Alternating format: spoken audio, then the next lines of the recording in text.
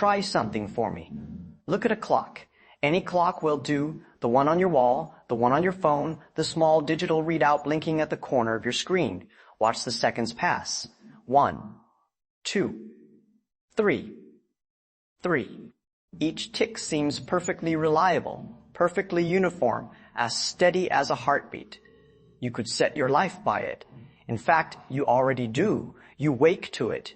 You eat by it. You measure the years of your existence against it.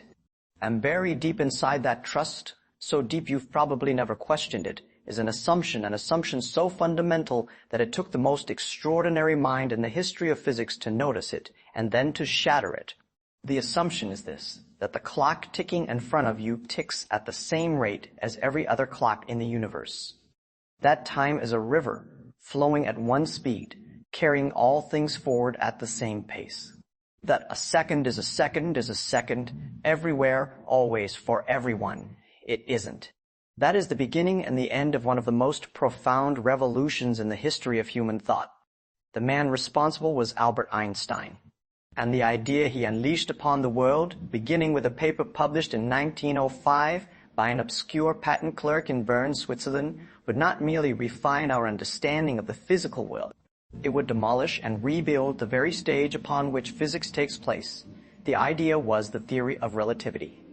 And once you truly understand it, not just the equations, but the meaning that hides behind them, you will never look at a ticking clock or a ray of sunlight or the stars above you in the same way again. Let's begin where Einstein began, with motion. There is a question that seems almost childishly simple.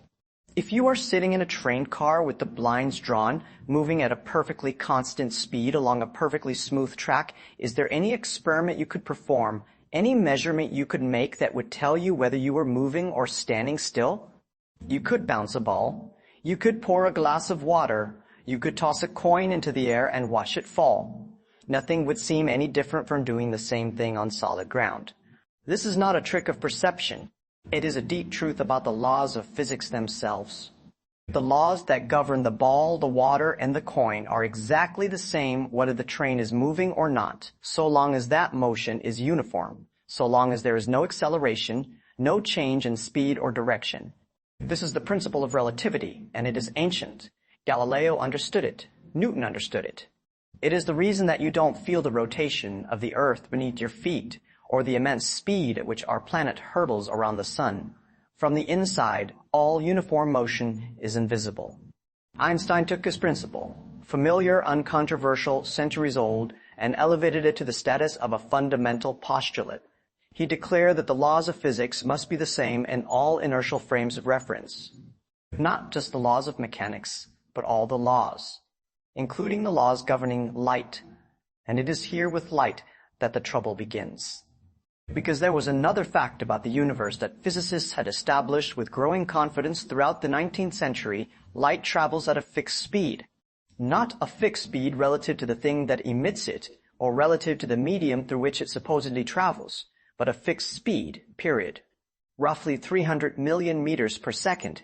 This number, this constant, appears so frequently in the equations of physics that it earns its own symbol, c. Now, think about what this means if you take both of Einstein's postulates seriously and simultaneously. The first postulate says there is no preferred frame of reference. No observer can claim to be truly at rest, while others are truly moving. The second postulate says light always travels at speed c, regardless of the motion of the source or the observer. Put these together, and something very strange follows. If I am standing on a platform and I shine a flashlight, I will measure the beam traveling at the speed of light. Fine. But if you are on a train barreling past me at half the speed of light, and you also measure the speed of that same beam, you will not get 1.5 times the speed of light. You will get exactly c, the same number I got. Not because you made a mistake, or because there is some hidden force adjusting things behind the scenes. You get the same answer because the speed of light is woven into the fabric of reality itself. To anyone raised on classical physics, the physics of Newton, the physics of common sense, this is nonsensical. When you throw a ball forward on a moving train, its speed as measured from the ground is the speed of the throw plus the speed of the train. Velocities add. That is how things work. Except, apparently, it is not how light works. And since light is not some exotic exception but an expression of the fundamental laws of electromagnetism, laws that must, by the first postulate, be the same for all observers, something else must give. What gives, Einstein realized, is time itself. But before we follow Einstein to that staggering conclusion, we should pause and acknowledge that this was not a purely theoretical insight born in a vacuum. The constancy of the speed of light was not merely a hypothesis. It had been tested. And the most famous test, the experiment that, more than any other, set the stage for relativity, was performed in 1887 by two American physicists, Albert Michelson and Edward Morley. To understand what they were looking for, you need to understand what physicists of that era believed about light. In the 19th century, every known wave traveled through some medium. Sound waves travel through air.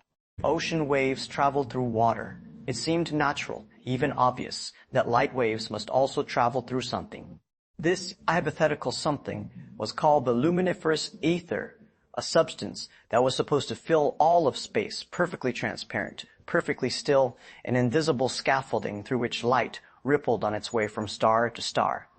If the ether existed, then the Earth, as it orbited the Sun at roughly 30 kilometers per second, should be plowing through this ether like a boat through water. And just as a swimmer moving through a river finds it easier to swim downstream than upstream, light traveling in the direction of the Earth's motion through the ether should move at a slightly different speed than light traveling perpendicular to it. Michelson and Morley designed an exquisitely sensitive instrument, an interferometer, to detect this difference. They split a beam of light, sent the two halves along perpendicular paths, bounced them off mirrors, and brought them back together. If there were even the tiniest difference in the speeds of light along the two paths, the recombined beams would be slightly out of step, producing a telltale pattern of interference. Bright and dark bands shifting as the apparatus was rotated. They found nothing. The apparatus was rotated, the experiment was repeated, different times of day, different seasons of the year, when the Earth's orbital velocity pointed in different directions relative to the stars. Again and again, the result was the same, no shift, no difference, no ether wind. Light, it seemed, traveled at exactly the same speed in every direction, regardless of how the Earth was moving. This was one of the most famous null results in the history of science. And while Michelson himself considered it a failure, he had been trying to measure the ether, after all, not to disprove it. The result was a signpost pointing toward a new understanding of the universe. Various physicists attempted to explain the null result without abandoning the ether. The Irish physicist George Fitzgerald and the Dutch physicist Hendrik Lorentz independently proposed that objects moving through the ether must physically contract along their direction of motion by just the right amount to cancel out the expected difference in light speed. It was a clever patch, but it was Einstein who saw that no patch was needed, that the constancy of the speed of light was not a problem to be explained away, but a fundamental truth to be embraced. And once he embraced it, everything else followed. Let us see how. Imagine a clock, but not an ordinary clock with gears and springs. Imagine something simpler, something more elemental, a device consisting of nothing more than two mirrors, one at the top and one at the bottom, with a single pulse of light bouncing between them. Each time the pulse strikes one mirror and bounces back to the other, that counts as one tick. This is a light clock. It is a thought experiment. You do not need to build one. But it is perfectly valid because it uses the most reliable timekeeper in the universe, light itself, traveling at speed c. Now place this light clock on a spaceship, standing upright so that the light bounces vertically between the two mirrors. If the spaceship is at rest, or at least if you are riding on the spaceship so that the clock is stationary relative to you, then the light simply bounces straight up and down. The distance the light travels each tick is just twice the distance between the mirrors. Simple. But now imagine you are standing outside the spaceship, watching it fly past you at tremendous speed, let's say at a significant fraction of the speed of light. From your perspective, something peculiar happens. The light pulse in the clock is still bouncing between the two mirrors, but the mirrors are moving horizontally while the light is in transit. So from your vantage point, the light is not traveling straight up and down. It is tracing a diagonal path, a zigzag, like a ball bouncing inside a moving boxcar. And a diagonal path is longer than a vertical one. Here is the critical point. The speed of light does not change. Both you and the passenger on the spaceship must agree that the light pulse is traveling at exactly c. But you, the outside observer, see the light traveling a longer path. If the light is traveling at the same speed but covering a greater distance, then it must be taking more time between each tick. The clock, as you observe it, is ticking more slowly. This is not an illusion. This is not a malfunction of the clock. This is time itself, running at a different rate for the moving spaceship than for you standing on the ground. The passenger aboard the ship notices nothing unusual. From their perspective, the light is bouncing straight up and down, the clock ticks at its normal rate, and time flows at its normal pace. It is only when you compare the two clocks, yours and theirs, that the discrepancy appears. The moving clock ticks slower. Time itself dilates, stretches for the object in motion. This effect is called time dilation, and its magnitude depends on speed. At ordinary, everyday speeds, the speed of a car, a plane, a bullet, the effect is so absurdly tiny as to be completely undetectable by any human sense. Even at the speed of a jet fighter, the time dilation factor is on the order of 1 part in a trillion. You would have to fly at that speed for thousands of years to accumulate even a single extra second. But as you approach the speed of light, the effect grows rapidly. At 90% the speed of light, time on the moving ship runs at less than half the rate of time on the ground. At 99%, a factor of about 7. At 99.99%, time slows to a crawl. And at the speed of light itself, the equations say time stops altogether. A photon, if it could experience anything, would experience no passage of time at all. It would depart from a distant star and arrive at your eye in the same instant from its own perspective. The billions of years of the journey would be compressed into nothing. Let that settle for a moment. The speed of your motion through space determines the rate of your passage through time. This is not poetry. This is not metaphor. This is what happens. And there is another consequence of this strange new physics, one that is perhaps even more unsettling than time dilation. It has to do with a concept so basic, so apparently self-evident, that it rarely occurs to us to question it, the concept of now. Consider two events happening at different locations. A firecracker goes off in New York, and another firecracker goes off in London. Suppose they are carefully synchronized so that they explode at exactly the same time. To an observer standing at a point equidistant from both, they are simultaneous. That seems like an objective, unambiguous fact. Either two events happen at the same time or they don't. What could be simpler? But Einstein showed that simultaneity is not objective. It depends on the observer's state of motion. Imagine a long train car with an observer sitting exactly in the middle. Two bolts of lightning strike the ends of the car at the same instant, as measured by an observer standing on the platform beside the tracks.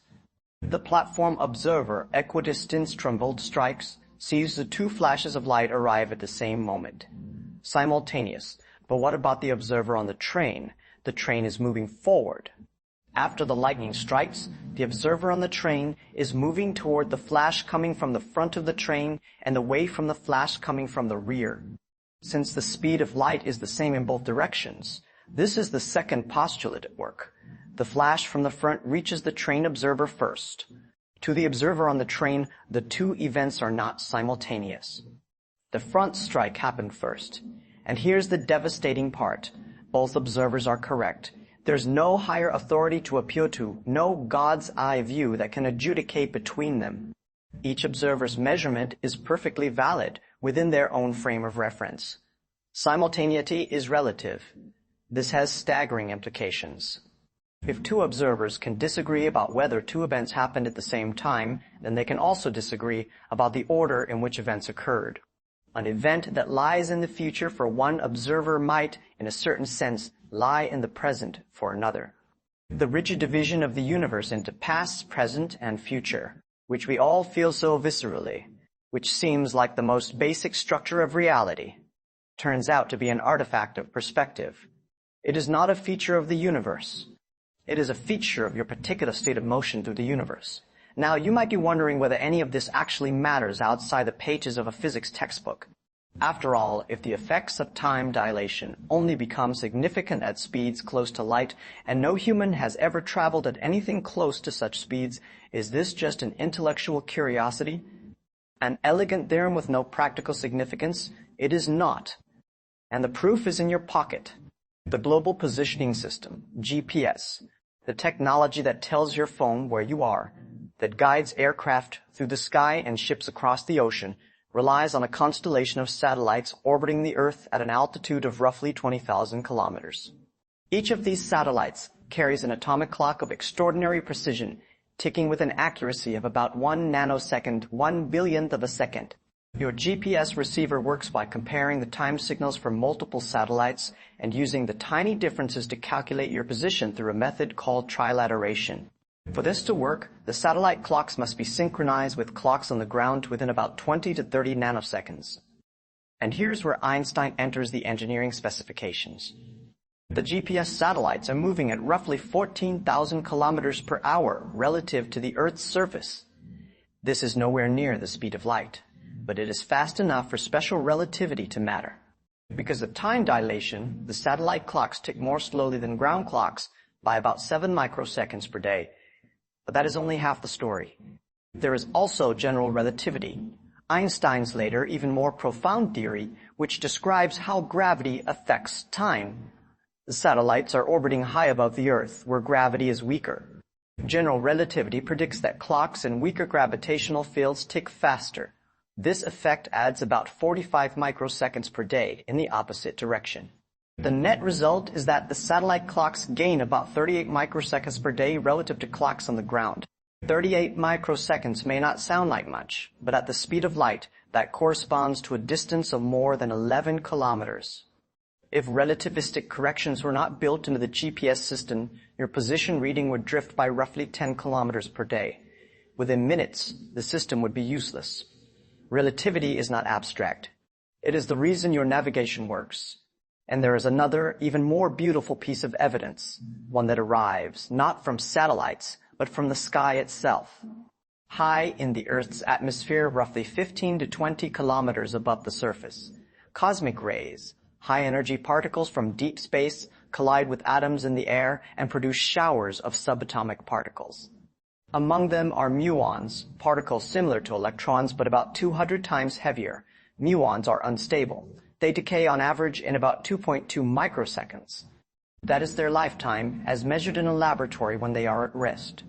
Now, even if a muon were traveling at the speed of light, which is the fastest anything can travel, in 2.2 microseconds it would cover only about 660 meters. And yet muons, created at the top of the atmosphere, are routinely detected at the Earth's surface, having traveled 15 kilometers or more. How is this possible? Time dilation. The muons, created by cosmic ray collisions, are traveling at speeds extraordinarily close to the speed of light, typically about 99.9% of c. At these speeds, the time dilation factor is enormous. From our perspective, standing on the ground, the muon's internal clock, its decay timer is running much slower than ours. A lifetime that is only 2.2 microseconds in the muon's own frame of reference stretches out to tens of microseconds in our frame, and that is enough time for the muon to traverse the entire atmosphere. From the muon's perspective, the story is different but equally consistent. The muon lives for its normal 2.2 microseconds, but the atmosphere's length contracted, squeezed thin, so that the distance it needs to travel is much shorter. Either way, the muon reaches the ground. The math works out perfectly, and every muon detector on Earth is a small, quiet testament to the reality of Einstein's theory. So time dilation is real. The relativity of simultaneity is real.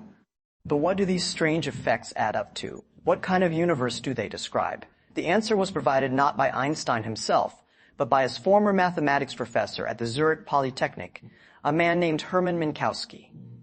In 1908, just 3 years after Einstein published his special theory of relativity, Minkowski delivered a lecture in Cologne that opened with one of the most dramatic declarations in the history of physics. Henceforth, he said, space by itself and time by itself are doomed to fade away into mere shadows, and only a kind of union of the two will preserve an independent reality. What Minkowski realized was that the effects Einstein had described, time dilation, length contraction, the relativity of simultaneity, were not a collection of isolated peculiarities. They were symptoms of a single deeper truth, that space and time are not separate entities. They are woven together into a single four-dimensional fabric that Minkowski called space-time. Just as the surface of the Earth is a two-dimensional surface that cannot be properly understood by looking at latitude and longitude separately, the universe is a four-dimensional structure that cannot be properly understood by looking at space and time as independent things. In this four-dimensional picture, every object, every particle, every person, every planet traces a path through space-time called a world line. And here's the key insight, the one that ties everything together with breathtaking elegance. Everything in the universe is always moving through space-time at exactly the same speed. The speed of light. That statement sounds paradoxical. You're sitting still, reading this. You are certainly not moving at the speed of light, but in a framework of space-time, you are. Right now, as you sit in your chair, you are not moving through space, or at least not significantly.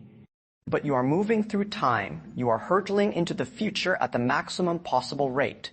All of your space-time velocity is directed along the time axis. You are moving through time at the speed of light. Now, when you begin to move through space, when you start walking or driving or flying, something has to give. Your total speed through space-time is fixed at c. It is a cosmic speed limit, not just for motion through space, but for motion through space-time as a whole. So, if you divert some of your space-time velocity into the spatial dimensions, you must have less left over for the time dimension. You move through space faster, but you move through time slower. Your clock ticks more slowly relative to someone who is standing still. This is time dilation re-explained, not as some bizarre consequence of the constancy of the speed of light, but as a simple geometric trade-off in four-dimensional space-time. It is like a compass needle that can point in any direction. Imagine that the total length of the needle is fixed.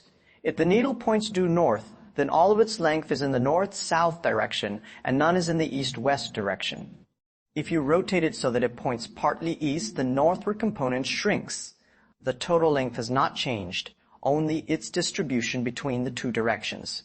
In space-time, the same trade-off exists between space and time. The more you move through one, the less you move through the other. And light? Light is the extreme case. A photon moves through space at speed c. It is devoting all of its space-time velocity to the spatial dimensions with nothing left for the time dimension. That is why, from a photon's perspective, if such a thing can be said, no time passes. A photon exists in an eternal present, forever frozen at the moment of its creation, until it strikes something and is absorbed. From our perspective, light travels vast distances over immense spans of time. From its own, there is no distance and no time. Only the instant of departure and the instant of arrival collapsed into one. This is the geometry of reality.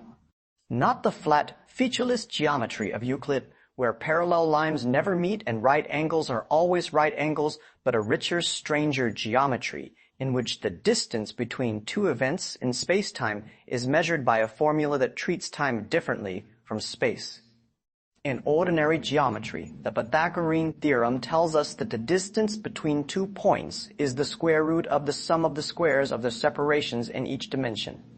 In space-time geometry, the corresponding formula subtracts the time part instead of adding it.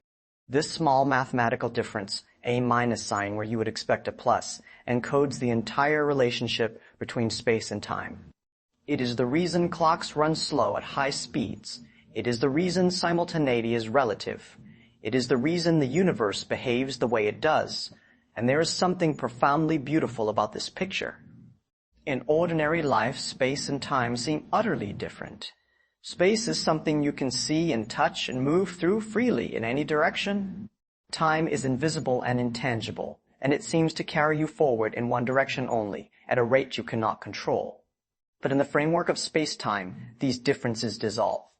Space and time are the same kind of thing, dimensions of a unified manifold, and the apparent differences between them are consequences of our particular speed and position within that manifold. The reason time seems to flow inexorably forward while space does not is, in a certain sense, a consequence of our choice of reference frame. We are beings who move slowly through space, and therefore rapidly through time. And this asymmetry in our experience masquerades as an asymmetry in reality. Think for a moment about what this means for the nature of the present. In our everyday experience, now feels like a real objective boundary, a knife edge between the fixed past and the open future, sweeping forward through time. But if simultaneity is relative, if different observers disagree about which events are happening now, then now cannot be a universal feature of reality. Your present is not my present if we are in motion relative to each other. And if neither of our presents has a privileged claim to reality, then in some deep sense, all moments in time are equally real. The past is not vanished. The future is not yet to be. They are all there, all part of the four-dimensional block of space-time, experienced differently by different observers at different velocities. This is sometimes called the block universe interpretation, and it remains one of the most debated ideas in the philosophy of physics. Not all physicists accept it. The question of whether the future is already there or genuinely open is far from settled. But the mere fact that special relativity forces us to confront such a question is a measure of how deeply Einstein's theory reaches. It does not merely correct Newton's equations. It challenges our most basic intuitions about the structure of existence. Let us return for a moment to where we began, to the clock, to the ticking. Look at it again. 1 second, 2 seconds, 3. That steady, reliable rhythm has not changed. The clock is doing exactly what it always does. But you now know something you did not know before, or perhaps something you knew in the abstract but had not truly felt. You know that the rate of that ticking is not absolute. It is not written into the laws of the universe as a fixed, immovable constant. It is contingent on your state of motion, on your position in a gravitational field, on your relationship to every other clock in the cosmos. If you were to take that clock aboard a spaceship and accelerate to a significant fraction of the speed of light, it would still tick once per second from your perspective. But someone watching you from Earth would see it tick slower. And you would see their clocks tick slower too. Neither of you would be wrong. This is the universe Einstein revealed to us. A universe in which time is personal, in which space is elastic, in which the seemingly absolute stage on which physics plays out is itself part of the performance.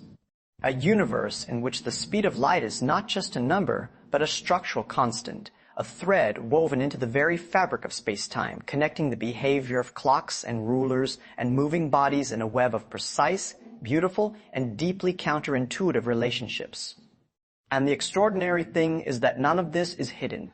It is not locked away in the cores of stars or in the interiors of black holes, accessible only in theory. It is happening right now.